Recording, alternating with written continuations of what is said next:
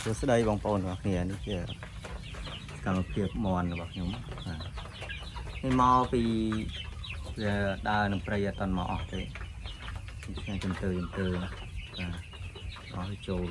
50ដែរធំនឹងតូចបាទមួយទៅតា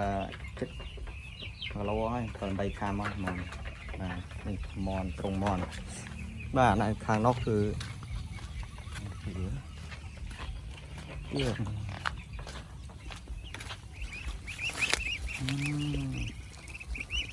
គឺរៀបនឹងឲ្យចំណៃវាស៊ីហើយន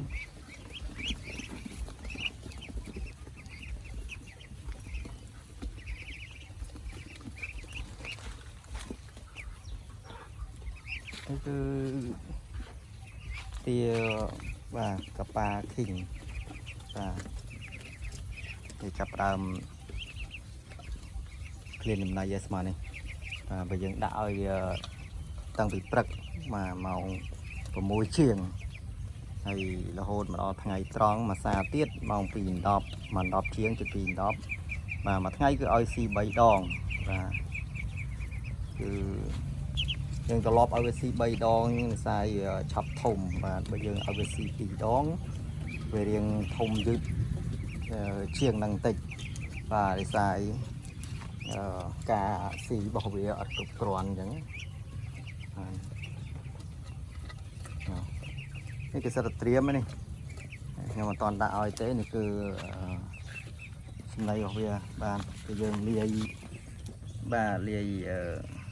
ខ្ទួវាជាបន្លែធ្គួនក៏បានចកសូឡាខ្លះអីចឹងទៅបាទថ្ងៃនេះខ្ញុំដាក់ធ្គួនជាមួយកន្ទួហើយនឹងចុងកហើយនឹងចំណីបោះទានឹងតែម្ដងបាទយើងដាក់ចេះគឺវាកាត់បន្ថយចំណីច្រើនដែរបងប្អូនបើយើងឲ្យវាស៊ីចំណីតែមុនគឺខ្ញុំឲ្យវាស៊ីចំណីតែម្ដងគឺក្នុងមួយថ្ងៃ6កំប៉ុងបាទ6កំប៉ុងយើងវល់ណា6កំប៉ុងកហ្នឹងបាទហើយចុះមែនតែន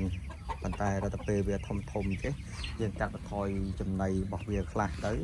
យើងដាក់តា40% អីបានហើយបាទហើយបន្ទាប់ផ្សំមកគឺយើង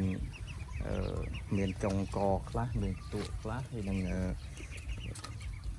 ប្រភេទបន្លែហើយជាបន្លែអីក៏បានដែរបងប្អូនឲ្យតែជាប្រភេទបន្លែខៀវណាយើងទាវាស៊ីអត់រើសទេចូលចិត្តទាំងអស់នេះគឺវាឡើងវាឃើញយើងដើរមកអញ្ចឹងវាស្មានតែយើងឲ្យចំណីវាអញ្ចឹងណាវាឡើងមកជ្រងច្រាំងមើលចាប់ដើមឡើងហើយយើងដើរចូលទៅមកចឹកដៃចឹកជើងយើងហើយកន្លែងវាបងប្អូននេះខ្ញុំធ្វើចេះឯង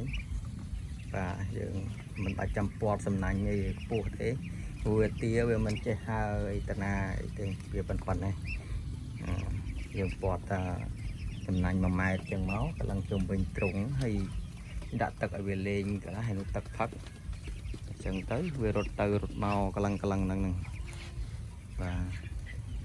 ហ្នឹងហើយបងប្អូនអរគុណច្រើនបាទ